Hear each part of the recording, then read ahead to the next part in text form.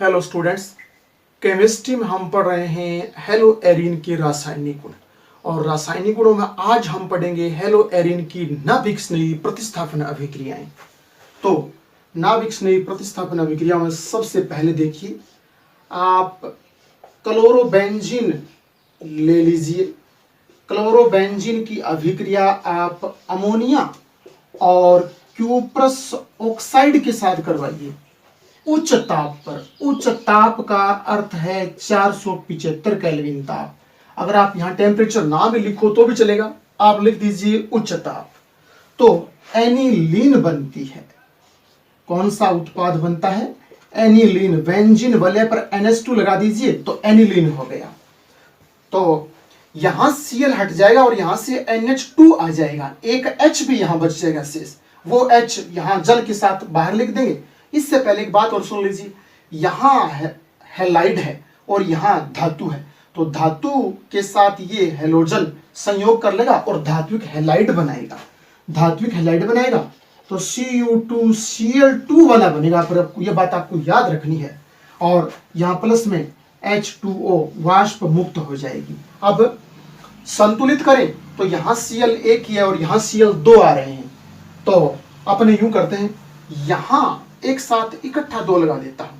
Benzene वलय के आगे भी दो आ गया तो यहां भी दो कर देता हूं, यहां भी दो आ गया तो Cl भी दो हो गए। और आपके ऑक्सीजन देख लेते हैं, ऑक्सीजन यहां एक है और यहां भी ऑक्सीजन एक ही है, तो कोई दिक्कत वाली बात नहीं है, बिल्कुल सही है। जब क्लोरोबेंजीन की अभिक्रिया अमोनिया और क्यूप्रस ऑक्साइड के साथ उच्च ताप पर करवाई जाती है तो एनिलीन बनती है। यह बात आप याद रखना। इसी में दूसरी रिएक्शन नाभिक स्नेही प्रतिस्थापन में आप क्लोरोबेंजीन ही ले लीजिए। यहां पर क्लोरोबेंजीन लोगे और उसकी अभिक्रिया CuCl कॉपर साइनाइड के साथ करवा दीजिए।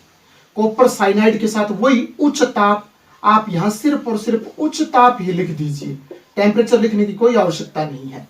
अगर टेम्परेचर लिखो भी तो नाभिक स्नेही प्रतिस्थापन अभिक्रियाओं में हमेशा 350 केल्विन से ऊपर ही ताप रखा जाता है, तो आप उच्च ताप लिख दीजिए। और क्या होगा, ध्यान देने वाली बात है, इस कॉपर के साथ तो ये हैलाइड बाहर निकल जाएगा और ये साइनाइड समूह यहां आ जाएगा, तो साइनोबेंजीन बन जाएगी।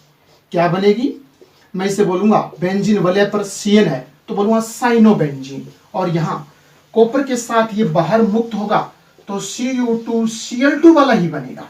ये बात भी आपको याद रखनी है थोड़ी सी कि ये Cu2Cl2 वाला ही बनेगा। यहां पर दो धात्विक हैलाइड बनेगा।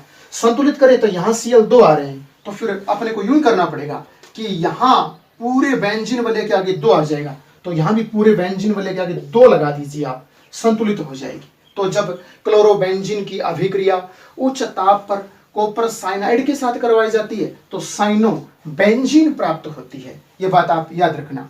और नाभिक स्नेही अभिक्रिया प्रतिस्थापन अभिक्रिया में अगली अभिक्रिया आप क्लोरोबेंजीन ही यहां पर दोबारा ले लीजिए। क्लोरोबेंजीन आप लेकर के और इसकी अभिक्रिया जब आप NaOH के साथ करवाओगे, और वो भी उच्च ताप पर ही, उच्च ताप पर ही संपन्न होती हैं सारी की सारी नाभिक स्नेही प्रतिस्थापन अभिक्रिया इन एरोमेटिक यौगिकों की। तो उच्च ताप पर तो क्या होगा, Na के साथ Cl तो बाहर निकल जाएगा तो यहां OH आ जाएगा तो फिनोल बन जाएगा।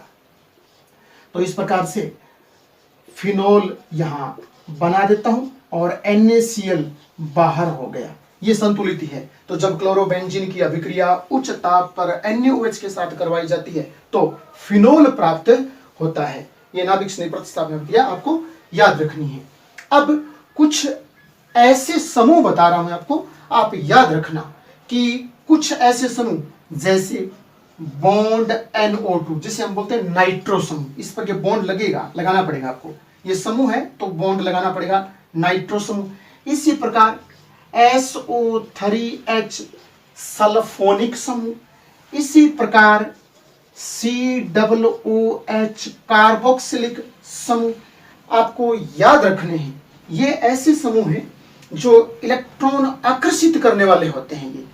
ये सारे के सारे समूह इलेक्ट्रॉन आकर्षित करने वाले समूह हैं। तो ये समूह जब यहां बेंजीन वलय पर लग जाते हैं, कहां, ऑर्थो और पैरा कंडीशन में, बेंजीन वाले की ये ऑर्थो कंडीशन है और ये नीचे वाली पैरा कंडीशन है, तो ये वाली भी ऑर्थो है, इस साइड में ये वाली भी ऑर्थो है और ये नीचे वाली पैरा कंडीशन है।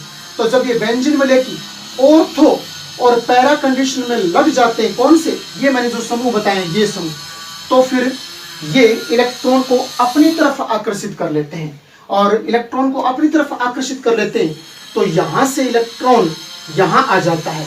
तो यहां इस कार्बन के पास इलेक्ट्रॉन की कमी हो जाती है, तो फिर आने वाला नाभिक स्नेही और इस कार्बन पर यहां योग करता है या आक्रमण करता है, और इस प्रकार से नाभिक स्नेही प्रतिस्थापन अभिक्रियाएं जब इलेक्ट्रॉन आकर्षित समूह लगे हुए हों तो आसानी से संपन्न होती हैं। तो अभी रिएक्शन देखना आप, जैसे आप क्लोरोबेंजीन ले लीजिए और इसमें ये वाला नाभिक स्नेही है, जिस पर ऋणावेश हो वो सारी के सारी नाभिक स्नेही होते हैं। तो क्लोरोबेंजीन पर आप नाभिक स्नेही का योग करवाइए और नाभिक स्नेही का योग NaHCO3 क्षारीय पदार्थ ले रहा हूं मैं यहाँ पर, क्षारीय पदार्थों की उपस्थिति में, और नाभिक स्नेही का योग आसानी से हो जाता है।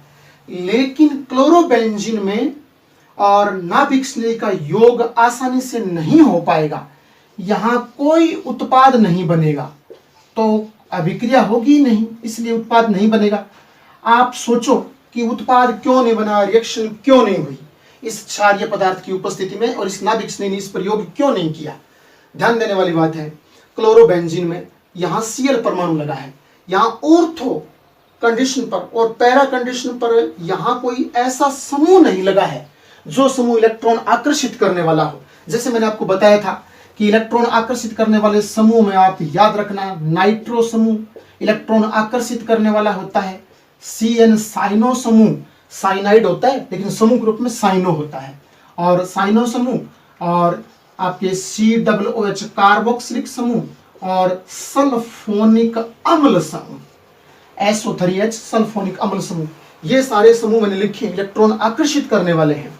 अगर इन समूह में से यहां कोई ऑर्थो कंडीशन पर या पैरा कंडीशन पर लगा होता तो ये नाभिक स्नेही इस बेंजीन वलय पर आसानी से योग कर लेता, क्योंकि ये क्या करते हैं, ये सारे के सारे समूह और जहां लगे होते हैं तो अपने निकटतम कार्बन परमाणु के इलेक्ट्रॉन को अपनी तरफ आकर्षित कर लेते हैं, तो यहां इलेक्ट्रॉन की कमी हो जाती है, यानी इलेक्ट्रॉन सारे के सारे इस ऑर्थो कंडीशन पर लगे हुए समूह के पास आ जाते हैं, तो यहाँ इलेक्ट्रॉन की कमी हो जाती है और ये बंध आसानी से टूट जाता है, और टूटे हुए बंध पर यह नाभिक स्नेही योग कर लेता है। इस प्रकार से इसमें तो ये अभिक्रिया संपन्न नहीं होगी, लेकिन तुम्हें दूसरी अभिक्रिया में मैं यूं समझाता हूं, आप ध्यान देना, इनमें से एग्जाम में अभिक्रियाएं पूछी जाती हैं।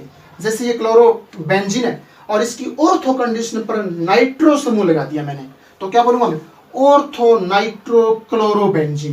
कौन सा यौगिक है ये, ऑर्थो कंडीशन पर NO2 है, तो ऑर्थो नाइट्रो क्लोरोबेंजीन में आप नाभिक स्नेही का योग करवा दीजिए क्षारीय पदार्थ NaHCO3 की उपस्थिति में, और उच्च ताप आपको काम में लेना पड़ेगा। ये सारी की सारी नाभिक स्नेही प्रतिस्थापन अभिक्रियाएं और उच्च ताप पर संपन्न होती हैं, हाई टेम्परेचर, तो हाई टेम्परेचर पर ये संपन्न होती हैं। तो अब क्या होगा, ये नाभिक स्नेही अब इस पर योग कर लेगा। अब योग क्यों कर लेगा, अब सुनिए, क्योंकि यहां पर कौन सा समूह लगा है, NO2 होता क्या है, इलेक्ट्रॉन आकर्षित करने वाला समूह। ये समूह जब ऑर्थो कंडीशन पर यहां और यहां ऑर्थो ही है, यहां लगाओ या फिर पैरों में लगाओ, तो क्या करता है, इस बेंजीन वलय में जहां पर हैलोजन जुड़ा है उस कार्बन के इलेक्ट्रॉन को अपनी तरफ खींच लेता है, तो यहां से इलेक्ट्रॉन यहां आ जाते हैं, इलेक्ट्रॉन सारे के सारे इसकी तरफ चले जाते हैं, और यहां जो कार्बन है उस कार्बन में इलेक्ट्रॉन शेष बचते नहीं, उस कार्बन के पास तो धनावेश ही बचता है, शेष धनावेश बचता है, तो ये ऋणावेश क्या करेगा, उस धनावेश पर जाकर संयोग करेगा और वहां मतलब ऐड हो जाएगा, तो इस प्रकार से यूं ये अभिक्रिया आसानी से संपन्न हो जाएगी, इस प्रकार से यूं हो जाएगा। और ये NO2 इस कंडीशन पर है, NO2 इस कंडीशन पर हमें रखना पड़ेगा, ठीक है ना। इस प्रकार से ये अभिक्रिया पूर्ण हो जाती है। और इसी प्रकार आप यूं देखना, जैसे मैं इस कंडीशन पर और नाइट्रो समूह काम में ले लेता हूं इस कंडीशन पर, और अब नाभिक स्नेही का योग करवाते हैं उच्च ताप पर नाभिक स्नेही का योग करवाते हैं। तो वही कंडीशन, अब इसमें 2 NO2 समूह लगे हुए हैं जो कि इलेक्ट्रॉन आकर्षित करने वाले हैं, तो इस कार्बन के पास इलेक्ट्रॉन बहुत ही कम हो जाएंगे, अर्थात मैं यूं बोलूंगा इलेक्ट्रॉन शेष बचेंगे, धनावेश ही बचेगा। तो यहां से ये Cl तो हट जाएगा और धनावेश यहां बचेगा, तो ये OH उस धनावेश पर आसानी से संयोग कर देगा। तो क्या बनेगा, आप देखना कि यहां तो OH आ जाएगा और इस कंडीशन पर ये NO2 है, तो इस कंडीशन पर ये दोनों के दोनों NO2 आ जाएंगे। तो ये कौन सा पदार्थ था, ये था ऑर्थो पैरा डाइनाइट्रोक्लोरोबेंजीन। ऑर्थो पैरा डाइनाइट्रोक्लोरोबेंजीन पर जब आपने नाभिक स्नेही का योग करवाया NaHCO3 की उपस्थिति में और उच्च ताप पर, तो क्या बना, ऑर्थोपैरा डाइनाइट्रोफिनोल बन गया। ऑर्थोपैरा डाइनाइट्रोफिनोल बन गया, ये आपको याद रखना है। इसी प्रकार नेक्स्ट अभिक्रिया में इसी में लिख देता हूं, अगर इस कंडीशन पर एक NO2 और लगा लें, हम Cl भी लगाया, NO2 3 लगे, याद रखना इसका विशिष्ट नाम है, इसे पिकरिल क्लोराइड बोलते हैं। इसे क्या बोलते हैं, इसे बोलते हैं पिकरिल क्लोराइड, ये आपको याद रखना है। और OH का यानी नाभिक स्नेही का योग करवाएंगे NaHCO3 की उपस्थिति में उच्च ताप पर करवाएंगे। तो ध्यान देने वाली बात है कि यहां एक NO2 और ऐड हो जाएगा, सिर्फ Cl के स्थान पर नाभिक स्नेही का योग हो जाएगा, बाकी सारे समूह वो के वो रहेंगे। तो अब ये जो बन गया, इसे मैं क्या बोलूंगा, इसका भी विशिष्ट नाम है, इसे बोलते हैं पिक्रिक अम्ल। कौन सा अम्ल, पिक्रिक अम्ल इसको बोलते हैं। और एक नाम इसका ये है, याद रखना, इसके इस कंडीशन पर भी ऑर्थो है, इस कंडीशन पर भी ये ऑर्थो है, ये वाली पैरा है और यहां पर OH लगा है। तो आप IUPAC पद्धति में इसे क्या बोल सकते हो, जो मुख्य समूह है उसे तो मैं बोलूंगा 1 नंबर, ये वाला 2, ये वाला 3, 4, 5 और 6। अब बता देना कि कौन सी कंडीशन पर नाइट्रो है, 2, 4, 6 ट्राई नाइट्रो, 2, 4, 6 ट्राई नाइट्रोफिनोल, जिसको हम पिक्रिक अम्ल कहते हैं। तो ये नाभिक स्नेही प्रतिस्थापन अभिक्रियाएं इससे क्लोरोबेंजीन की होती हैं। नेक्स्ट अगली वीडियो में